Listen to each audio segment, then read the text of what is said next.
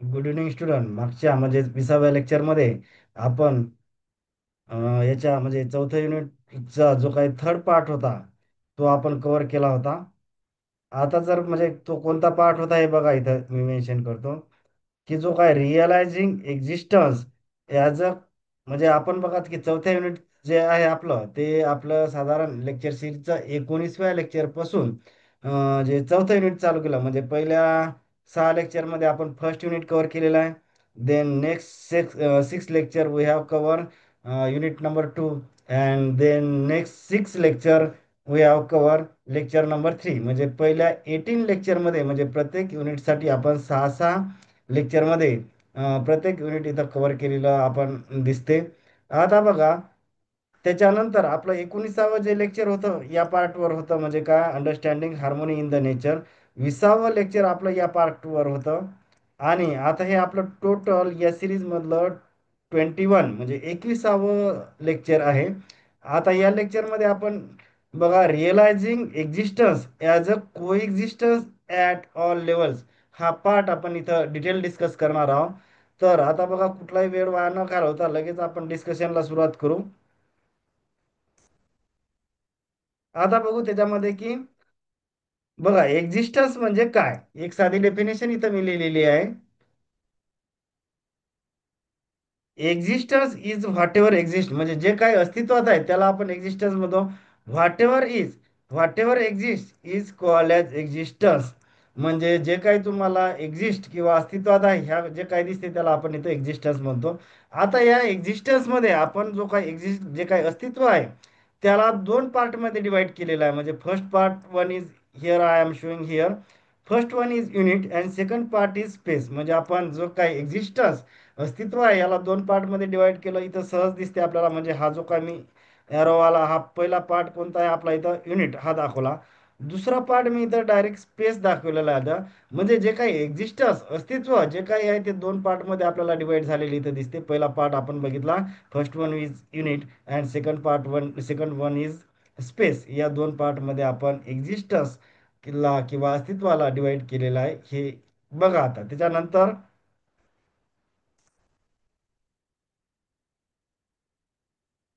हा, आता बघा मी सांगितलं पहिल्या स्लाइडमध्ये की एक्झिस्टन्स हे दोन पार्टमध्ये आपण डिवाइड केला. पहिला त्याच्यामधला होता युनिट आणि दुसरा होता त्याच्यामध्ये स्पेस.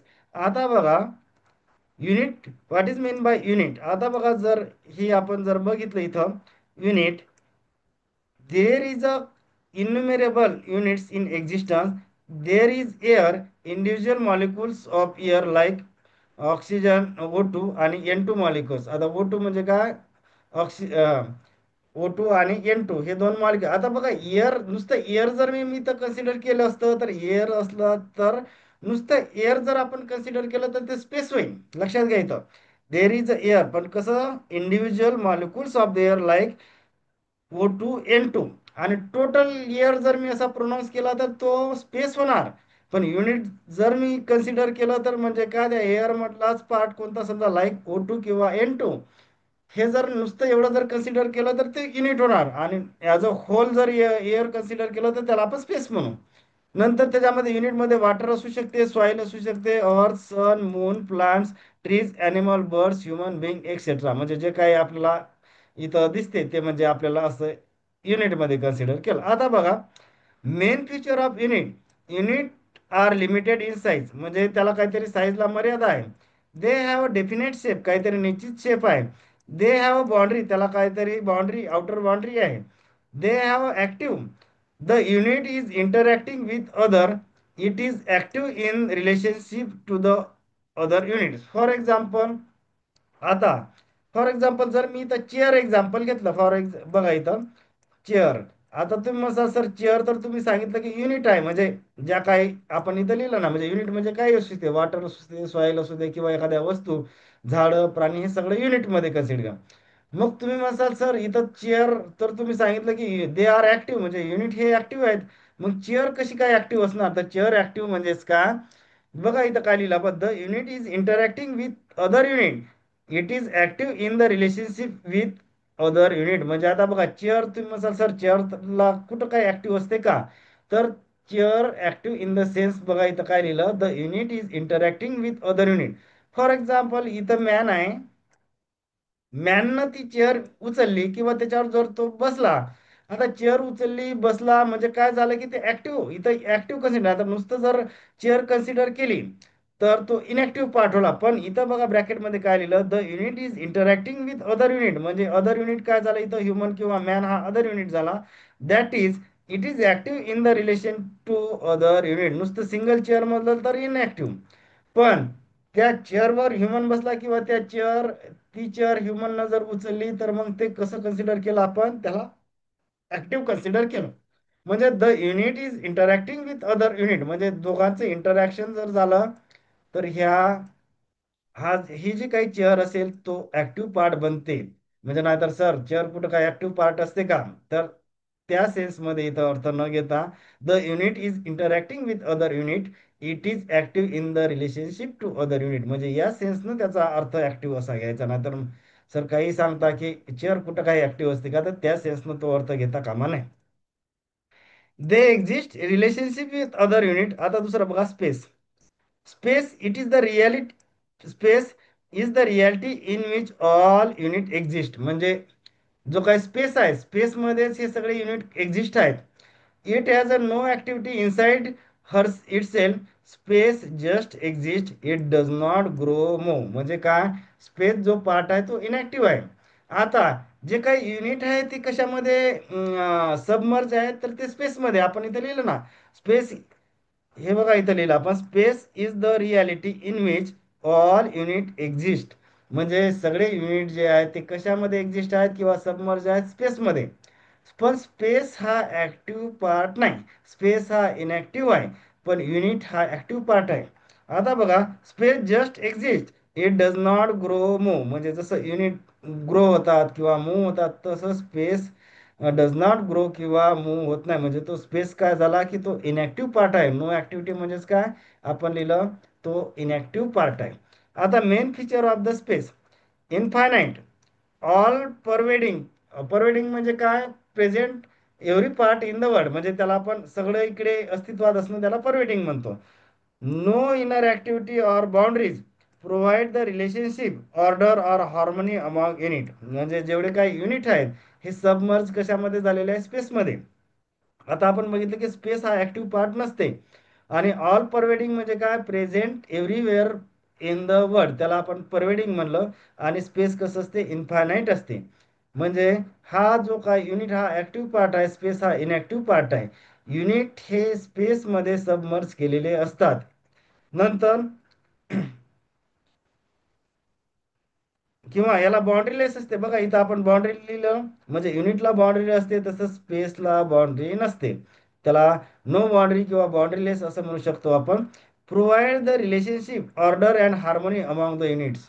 म्हणजे जे काही स्पेस आहे ते provide the relationship order and harmony among the units. युनिट्समध्ये हे रिलेशनशिप ऑर्डर आणि हार्मोनी मेंटेन करण्यासाठी स्पेसचा यूज होतो. पण स्वतः स्पेस हा ऍक्टिव्ह पार्ट नाही, हे लक्षात घ्या इथं.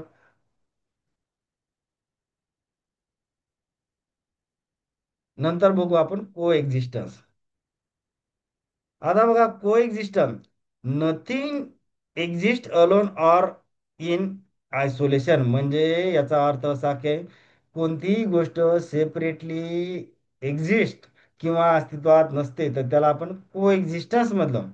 Everything exist together in relationship in mutual harmony. म्हणजे असं सेपरेट या जगात काही नसते, सगळ्या गोष्टी ह्या को एक्झिस्टंट आहे. को एक्झिस्टन्स आहेस मध्ये का, exist together in relationship and mutual harmony, किंवा सगळ्या गोष्टी इंटर डिपेंडंट आहेत किंवा म्युच्युअल फुलफिलनेस ह्या क्रायटेरिया फुलफिल करतात किंवा त्या इंटर कनेक्टनेस किंवा इंटर डिपेंडंट असतात. म्हणजे असं सेपरेट जगात काही अस्तित्वात नसते. जे काही सगळे युनिट्स आहेत ते को एक्झिस्टन्स या फॉर्ममध्ये आहेत. असं सेपरेट जर सेपरेट असतं, म्हणजे सेपरेट जरी असलं तरी त्याला काही ते मिनिंगलेस असणार. म्हणजे जर त्या एखाद्या युनिटला जर मिनिंग म्हणजे गेन करायचं असेल तर ते कोएक्झिस्टन्स मध्ये अस्तित्वात असणं आवश्यक आहे. म्हणजे प्रत्येक गोष्ट जगातली ही कोएक्झिस्टन्स मध्ये असते, असं सेपरेट जगात काही अस्तित्वात नसते. जरी अस्तित्वात असलं मग ते मिनिंगलेस असणार. For example, air exist with water, plants and animal. Plants exist with soil, water, sunlight and animal.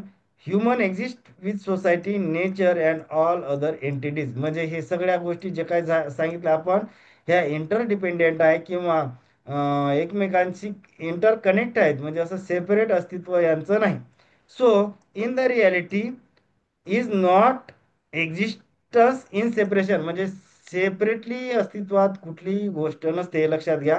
But existence in कोएक्झिस्टन्स, कोएक्झिस्टन्स मध्येच एक्झिस्टन्स असते. म्हणजे मी जसं सांगितलं की नुसता जर ह्युमन बिंग असलं तर असं सेपरेट नुसता ह्युमन बिंग असता इथं, तर त्याला सेपरेट असं काही मिनिंग नसता. म्हणजे काय असतं की आपण जो ह्युमन बिईंग आहे तो कशाचा, म्हणजे सगळ्या गोष्टीच्या इंटरकनेक्टेड आहे. जसं असेल वॉटर असेल, प्लांट असेल, एअर असेल, सॉईल असेल, किंवा नेचर असेल, किंवा ट्रीज असतील, सनलाईट असतील, ॲनिमल असेल.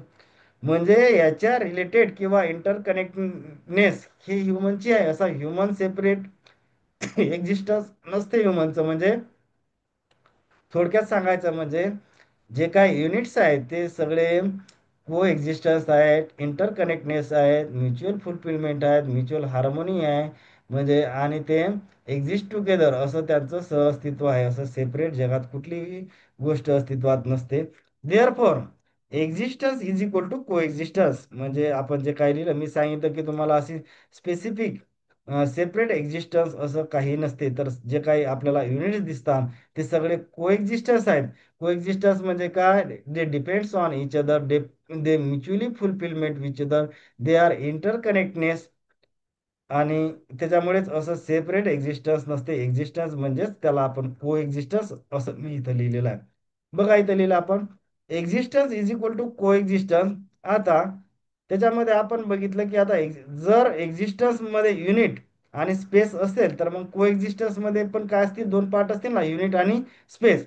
आता बघा आपण लिहिलं इथं की unit are submerge in the space. म्हणजे युनिट हे कुठं कुठं सबमर्ज झालेले आहे, तर स्पेसमध्ये.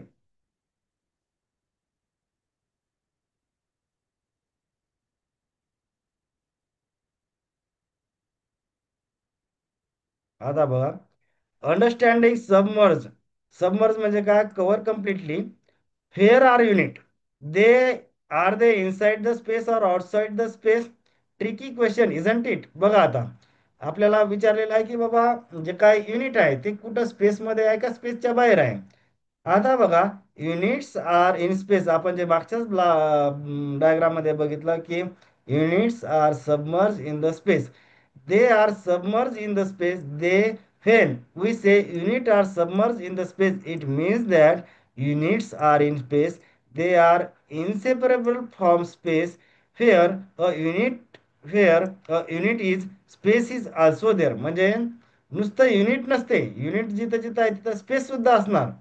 No matter where unit is or it is moved from one place to another किंवा other, it is always in space. म्हणजे आपण सांगितलं की जगात कुठलीही गोष्ट ही सेपरेट एक्झिस्टन्स नसते, तर ते काय असते? को एक्झिस्टन्स. जसं इथं मी आपण लिहिलं की युनिट आणि स्पेस ह्या पण असं सोबतच असणार. जरी आपण म्हटलं की युनिट हा स्पेसमध्ये सबमर्ज आहे, पण असं सेपरेट म्हणजे काय इथं लिहिलं बघा, no matter.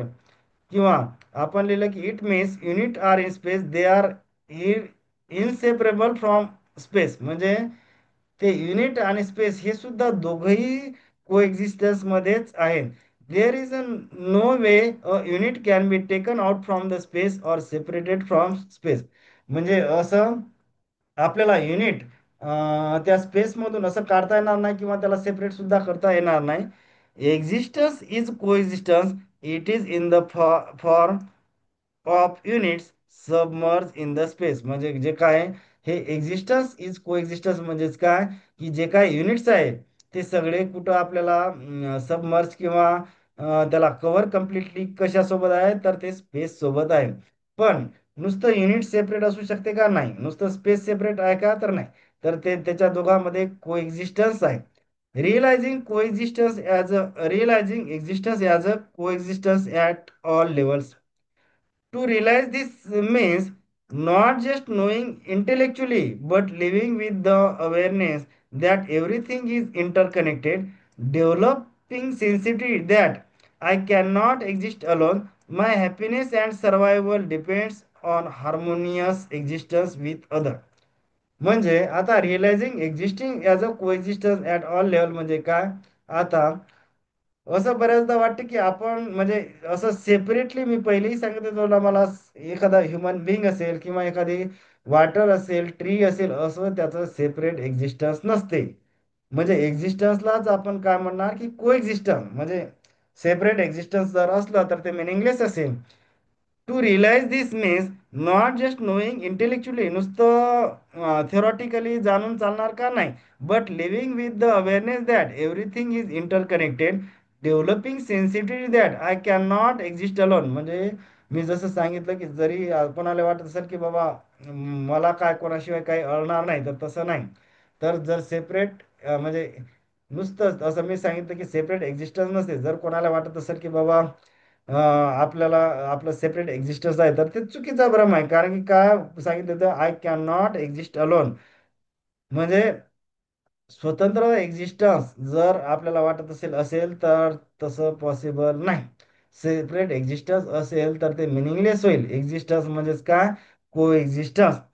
My happiness and survival depends on the harmonious coexistence with other.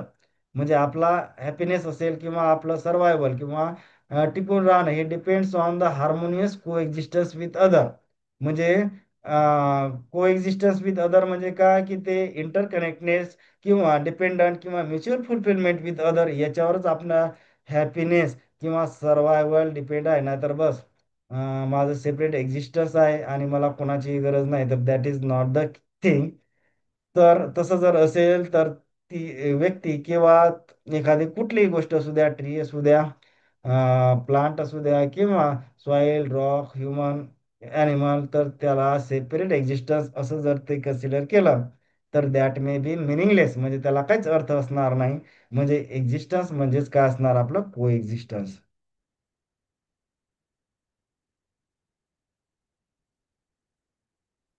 आता बघा एक डायग्राम आपण इथं दाखवली. Existence as a coexistence unit submerge in the space. आपण बघितलं पहिले पण काय युनिट सगळे कुठं असतात? सबमर्ज किंवा स्पेसमध्ये सबमर्ज झालेले असतात. Existence is equal to coexistence. आता existence is equal to coexistence का दाखवलं?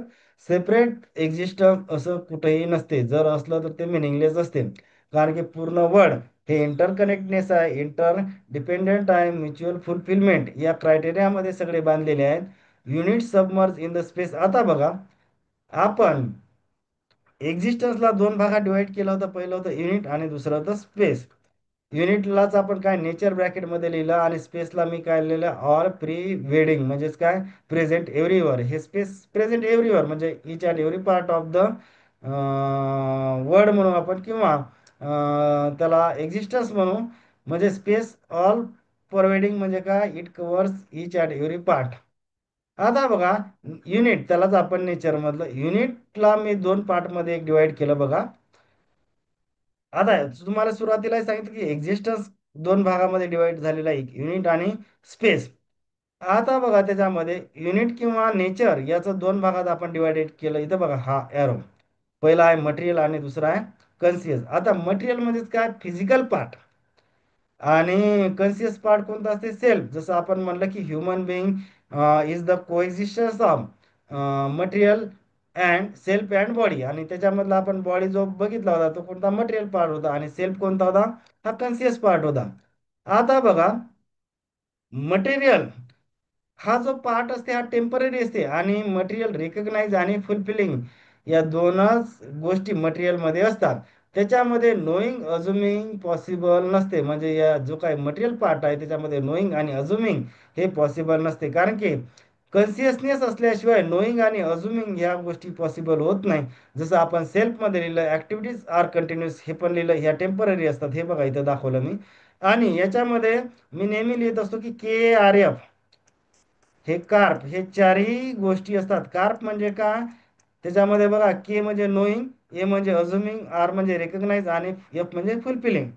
हे कोणत्या याच्यामध्ये असणार? हे कॉन्शियस पार्टमध्ये कार्प असणार, म्हणजे नोईंग, अज्युमिंग, रेकग्नाइज आणि फुलफिलिंग.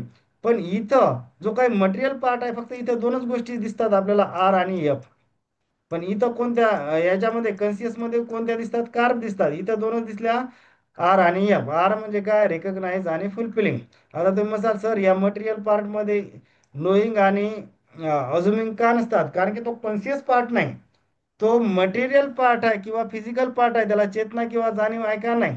हा अनकॉन्शियसनेस पार्ट आहे. त्याच्यामुळे नोईंग आणि अज्युमिंग या दोन गोष्टी मटेरियल पार्ट मध्ये येणार नाहीत. आता बघा, मटेरियल पार्ट मध्ये आपण काय काय गोष्टी दाखवल्या? इथे दाखवलेलं आहे की physical order, bio order, animal order. आता बघा, ॲनिमल ऑर्डर आणि ह्युमन ऑर्डर, त्याच्यामधला जो काही सेल्फ आहे हा कन्सियस पार्ट मध्ये दाखवला आपण. इथं जर ऑब्झर्व केलं आपण, हे बघा ॲनिमल ऑर्डर दिसते, इथं ह्युमन ऑर्डर. आता कन्सियस मध्ये कोणता पार्ट कन्सिडर केला? फक्त आपण ह्युमन आणि ॲनिमल ऑर्डर मधला फक्त सेल. पण जो काही हा ह्युमन ऑर्डर मधला ह्युमन बॉडी आणि ॲनिमल ऑर्डर मधला ॲनिमल बॉडी, हे कुठं कन्सिडर केला आपण? मटेरियल पार्ट मध्ये कन्सिडर केला. म्हणजे आता तुम्ही म्हणाल सर मग हे ह्युमन तर, आता मी सांगितलं की ह्युमन बिईंग म्हणजेच काय? कोएक्झिस्टन्स ऑफ सेल्फ प्लस बॉडी. त्याच्यामधला काय हा जो काही पार्ट आहे सेल्फ म्हणजे काय?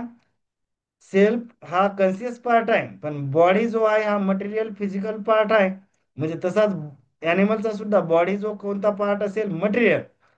पण या ॲनिमल ऑर्डर मधला सेल्फ आणि या ह्युमन ऑर्डर मधला सेल्फ हा कोणता? हा कन्सियस पार्ट असेल. त्याच्यामधला ॲनिमल ऑर्डर मधला बॉडी, ह्युमन ऑर्डर मधला बॉडी हा हा कोणता पार्ट असेल? हा मटेरियल पार्ट असेल. म्हणजे मटेरियल पार्ट मध्ये काय काय येणार? Physical order, bio order, animal body, human body, हे सगळं कशामध्ये येणार? तर मटेरियल पार्ट मध्ये येणार. मटेरियल पार्ट त्यालाच आपण फिजिकल पार्ट किंवा आता हे कोणता पार्ट आहे? Conscious part. कन्सियस पार्ट मध्ये चार गोष्टी येतात: नोईंग, अज्युमिंग, नंतर रिकग्नायझिंग आणि फुलफिलिंग. पण मटेरियल पार्ट मध्ये अज्युमिंग आणि नोईंग येत नाही, कारण की हा कन्सियस पार्ट नसतो, हा फिजिकल किंवा मटेरियल पार्ट असतो. आता बघा इथं, इथं जे काही तीन सायकल दाखवले, आता बघा मी फिजिकल ऑर्डर, बायो ऑर्डर आणि ॲनिमल ऑर्डर, इथं सगळ्यांचं मी सायक्लिक नेचर, हे बघा हे सायक्लिक नेचर, इथं सायक्लिक नेचर आणि इथं सायक्लिक नेचर, म्हणजे तीन ऑर्डरचं, फिजिकल ऑर्डर, बायो ऑर्डर आणि ॲनिमल ऑर्डर यांचं मी सायक्लिक नेचर दाखवलं. पण जेव्हा ह्युमन ऑर्डर येते, इथं सायक्लिक नेचर नाही, तर इथं कोणतं? लिनियर नेचर, म्हणजे या स्ट्रेट लाईन सारखं नेचर असेल. आता ते कसं असते आपण बघू. आता हे फक्त तुम्ही एक जेव्हा मी पुढची स्लाइड वाचण्याच्या अगोदर फक्त हे डायग्राम एक थोडीशी बघून घ्या. म्हणजे याच्यामध्ये काय काय, कारण की या डायग्रामचं एक्सप्लेनेशन आपण इथं डिस्कस तर केलंच आहे, पण पुढच्या स्लाइडमध्ये मी आणखीन डिटेल डिस्कशन घेतलं याचं. आता बघा इथं फक्त असं लक्षात ठेवा की फिजिकल ऑर्डरमध्ये कंपोजिशन, डिकम्पोजिशन आणि कॉन्स्टिट्यूशन. बायो ऑर्डरमध्ये नर्चरिंग, वर्सनिंग आणि ग्रोथ. नंतर ॲनिमल ऑर्डरमध्ये क्रुअल, नॉन क्रुअल. नंतर ह्युमन ऑर्डरमध्ये आपण perseverance, compassion, activity completeness, conduct completeness, linear आणि नॉट सायक्लिक डेव्हलपमेंट. इथं तीन साठी आपण सायक्लिक, इथं दिसतेच तुम्हाला, हे बघा इथं सायक्लिक डेव्हलपमेंट, इथे हे सायक्लिक डेव्हलपमेंट, इथं सायक्लिक डेव्हलपमेंट. आता ह्या मी व्हॉरिझॉन्टल ॲरो जो काढला त्याला काय म्हणू आपण? Linear, not cyclic development. आता बघू की हे नेमकं काय असते. फक्त इथं एक केअरफुली डायग्राम ही सध्या ऑब्झर्व करण्याचा प्रयत्न करा तुम्ही. याच्या खाली काय? फिजिकल ऑर्डरच्या खाली हे दिसते तुम्हाला, बायो ऑर्डरच्या खाली नर्चरिंग आणि वर्सेनिंग दिसते, आणि खाली एक ग्रोथ दिसते. ॲनिमल ऑर्डरच्या खाली क्रुएल, नॉन क्रुएल दिसते. ह्युमन ऑर्डरच्या खाली preservance, compassion, activity completeness, conduct completeness, linear, non cyclic आणि हे डेव्हलपमेंट, इथं नो डेव्हलपमेंट. एवढं थोडंसं या गोष्टी म्हणजे आपल्याला पुढच्या स्लाइडवर कामा येणार आहे, त्याच्यामुळे हे थोडंसं ऑब्झर्व करा ही डायग्राम. आता मी पुढच्या स्लाइडवर जातो डायरेक्ट.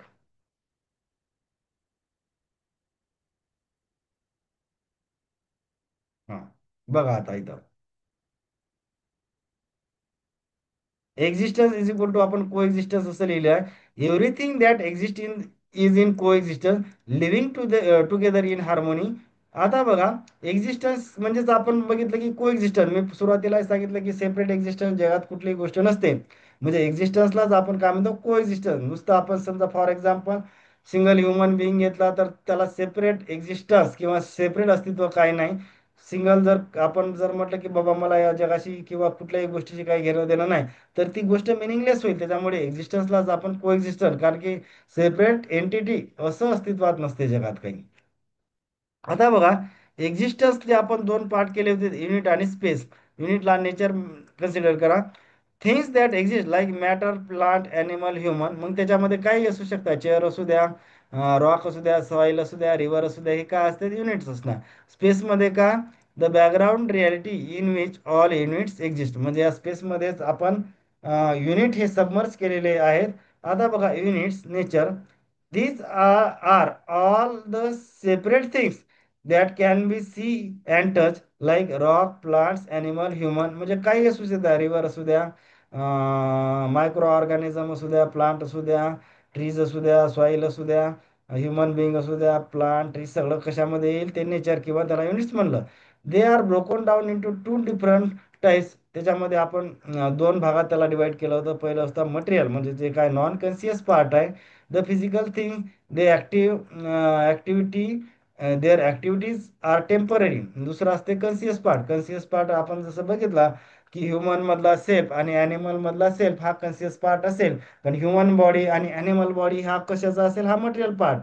मटेरियल पार्ट मध्ये आणखी दुसरं कोणतं येते, फिजिकल ऑर्डर, बायो ऑर्डर. आणि नंतर कोणतं येते, ह्युमन बॉडी आणि ॲनिमल बॉडी. हे कशामध्ये येणार, मटेरियल पार्ट मध्ये. कन्सियसनेस किंवा सेल्फ पार्ट मध्ये काय येणार, ॲनिमल मधला सेल्फ आणि ह्युमन मधला सेल्फ हा कशामध्ये येणार, कन्सियसनेस किंवा चेतना की ज्याला असते तो पार्ट, तो असणार. The part that is aware your I or mind, it is activity, its activities are continue. म्हणजे सेल्फलाच आपण आय किंवा माइंड सुद्धा कन्सिडर करू शकता. तो कसा पार्ट आहे, अवेअर, म्हणजे त्याला कन्सियस जाणीव आहे आणि तो डिसिजन मेकिंग किंवा तो बॉडीला इन्स्ट्रक्शन देऊ शकतो. म्हणजे डिसिजन मेकिंग, फिलिंग्स, हॅपीनेस ह्या गोष्टी कोणाला लागतात, सेल्फला, बॉडीला लागत नाहीत. बॉडीला फक्त फिजिकल फॅसिलिटी लागतात. आता बघा, physical order. These include non-living things like rocks, water and soil. They are constantly being created, म्हणजे composition, and destroyed, म्हणजे decomposition. And they have definite construction, म्हणजे definite structure असते त्याचं. Their existence in the cyclic process, meaning it repeats without any real progress. For example physical, जसं आपण water cycle बघितलं होतं मागच्या लेक्चरमध्ये. म्हणजे काय असते की त्याची एक कंटिन्युअस एक लूपमध्ये फ्लो असते. म्हणजे starting point, ending point, again starting point, ending point, ending झाला की लगेच स्टार्टिंग. म्हणजे असं ते लूपमध्ये प्रोसेस असते, तर त्याला आपण सायक्लिक नेचर म्हणतो. आता बायो ऑर्डर सुद्धा, this include all the plants and tree. They are focus on nurturing and worsening, growth and decay. Worsening म्हणजे काय, decay, growth and decay, like the physical order. Their existence is cyclic. याचं सुद्धा cyclic existence असते.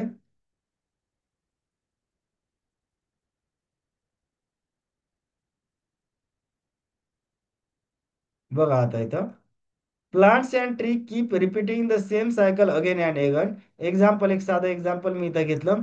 अ seed grows in to plants, becomes a tree, gives the fruit, the old tree dies, the new seed start the cycle again. म्हणजे ही process कशी असते, हे continue चालत राहते.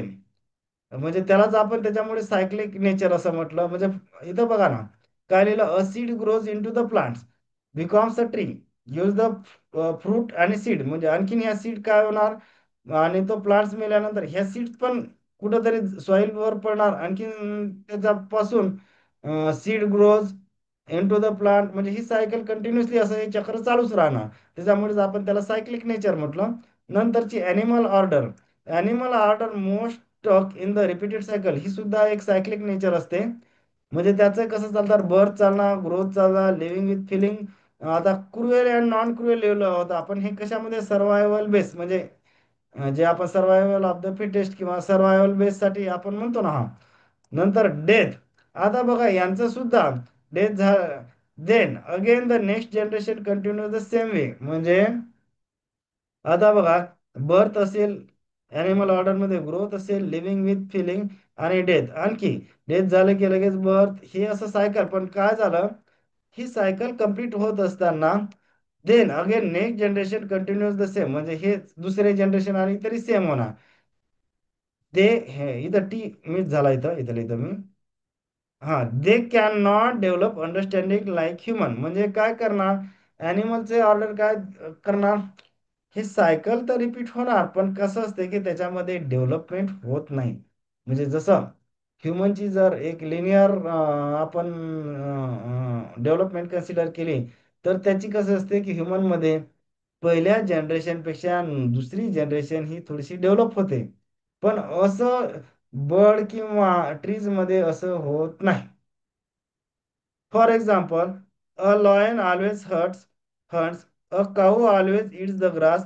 Their behavior is fixed, and it does not change into something new across the generation. म्हणजे जसं human मध्ये मी सांगितलं की पहिली जनरेशन पेक्षा नेक्स्ट जनरेशन थोडीशी ऍडव्हान्स किंवा डेव्हलप येते. पण तसं या ॲनिमल ऑर्डरमध्ये किंवा जे फिजिकल ऑर्डर असेल किंवा बायो ऑर्डरमध्ये असं त्यांचं सायक्लिक फिक्स नेचर असते. म्हणजे त्यांची डेव्हलपमेंट नेक्स्ट जनरेशनमध्ये आपल्याला होताना दिसत नाही, पण ह्युमन ऑर्डरमध्ये तसं होत नाही. त्यांची जे काही डेव्हलपमेंट आहे ती लिनियर असते, सायक्लिक नसते. इथं बघू आपण.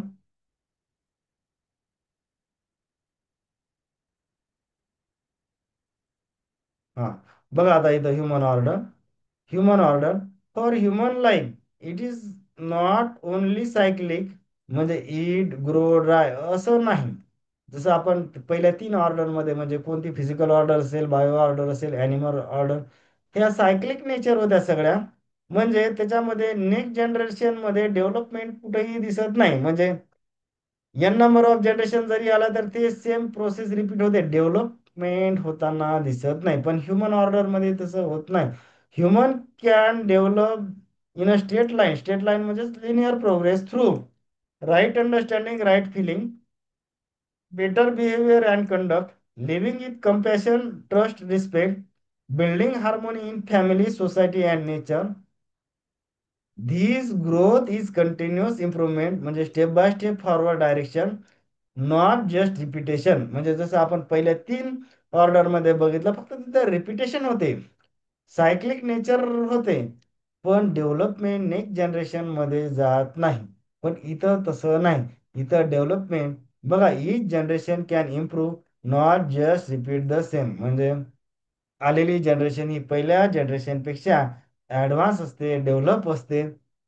आता बघा, activity completeness, clarity and right understanding and right feeling inside the self, त्यालाच आपण कम्प्लीटनेस म्हणू. नंतर कंडक्ट कम्प्लीटनेस म्हणजे काय, means living on the basis of right understanding and right feeling. आता या दोन सेंटेन्स मध्ये काय डिफरन्स आहे.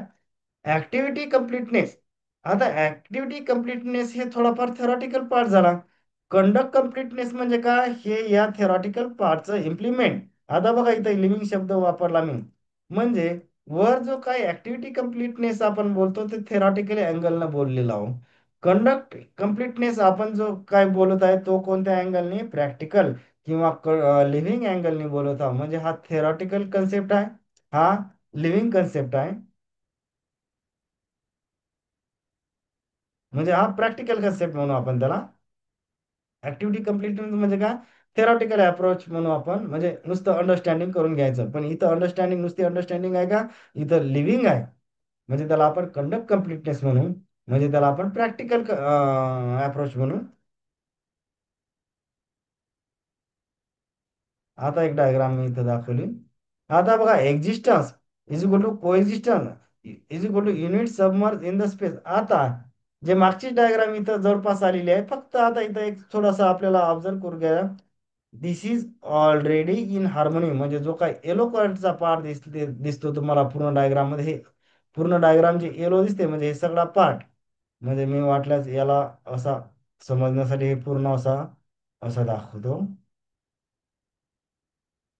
हा बघा, हा हा एवढा पार्ट काय म्हटलं मी इथं, दिस इज ऑलरेडी इन हार्मोनी.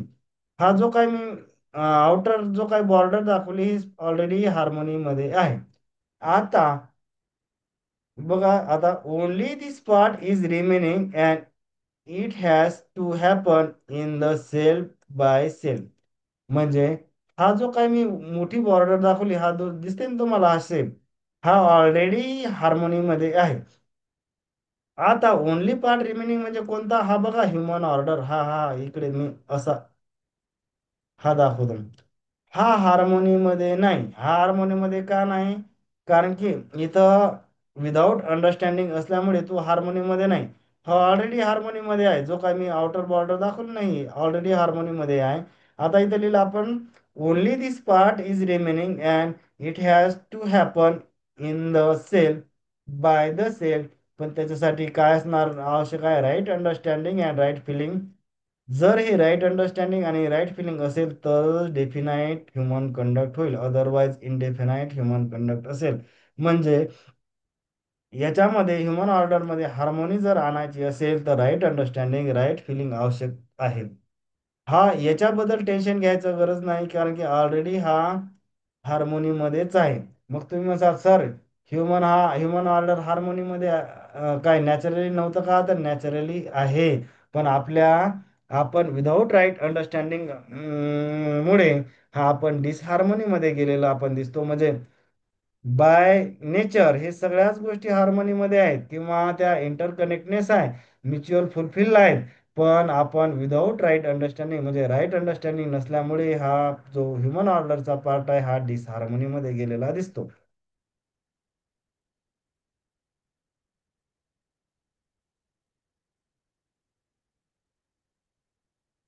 आता बघा, you can easily verify that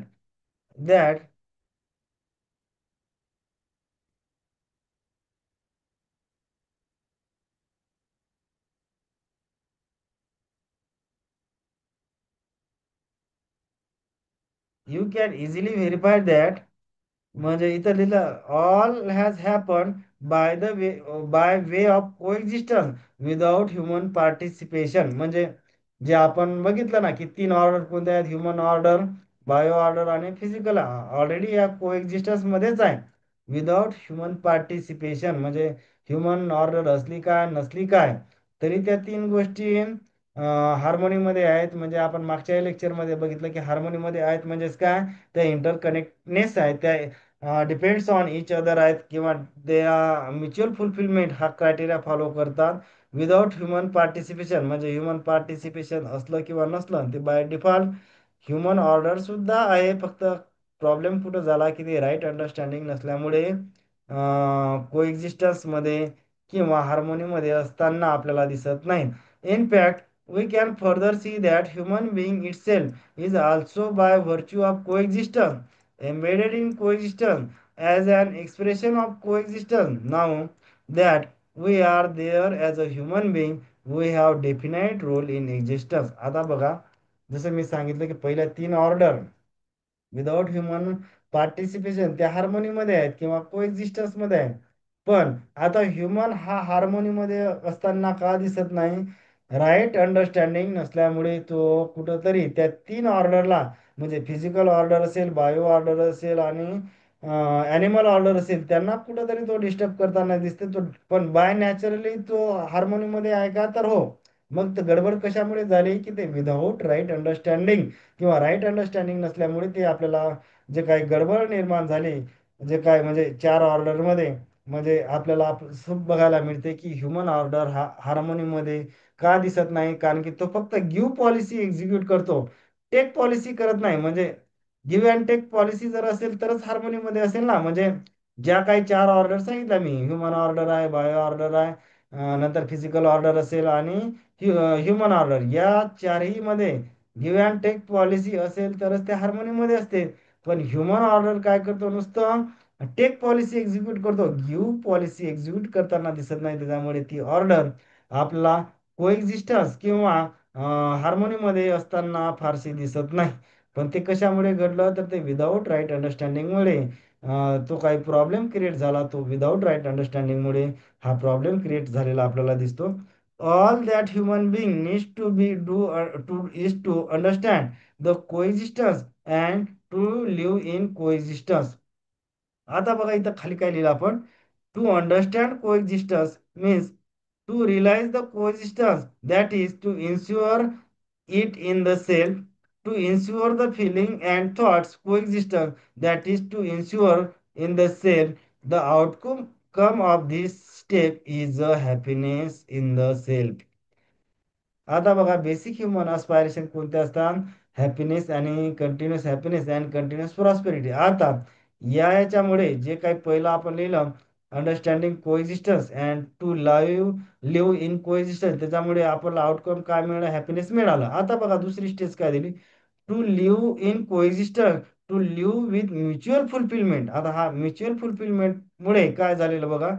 to live in coexistence with human being from family to the world family leading to the undivided society. म्हणजे हे ब्रॉड अँगलनी इथं विचार केलेला दिसते. म्हणजे नुसतं फॅमिलीमध्येच हार्मोनी किंवा म्युच्युअल फुलफिलमेंट लागते का? नाही. From family to the world family, जसं आपण म्हणतो ना, हे वसुंधैव कुटुंबकम, म्हणजे हे विश्वाची माझे घर, या अंडरस्टँडिंगमुळे काय लिडिंग टू अनडिवायडेड सोसायटी. म्हणजे म्युच्युअल फुलफिलमेंट नुसती फॅमिलीमध्ये एक्सपेक्टेड नाही, तर म्युच्युअल फुलफिलमेंट हे world from family to the world family हे इथं एक्सपेक्टेड आहे. To live in coexistence with the entire nature. आता इथं पण from family order to world order leading to the universal human order. म्हणजे नुसतं फॅमिली ऑर्डर नाही, तर family order to world family order हे आपल्याला म्हणजे म्युच्युअल फुलफिलमेंट आणि कोएक्झिस्टन्स हे त्या family order to world family order या लेवलमध्ये फुलफिल करणं गरजेचं आहे. The outcome of this step continuous happiness for all generation after generation. म्हणजे जे काय हे हा जो काय हॅपीनेस आहे, हा सस्टेनेबल हॅपीनेस आहे. म्हणजे जनरेशन टू जनरेशन म्हणजे का? जनरेशन आफ्टर जनरेशन म्हणजे का? या जनरेशन नंतर सुद्धा येणाऱ्या जनरेशनसाठी तो हॅपीनेस मध्ये कंटिन्युटी मेंटेन करणं पॉसिबल आहे. त्यालाच आपण काय म्हणू? सस्टेनेबल हॅपीनेस मेंटेन करणं पॉसिबल आहे. तर होप की सगळं लेक्चर समजलं असेल तुम्हाला. जर लेक्चर समजलं असेल तर लाईक आणि सबस्क्राईब करायला विसरायचं नाही.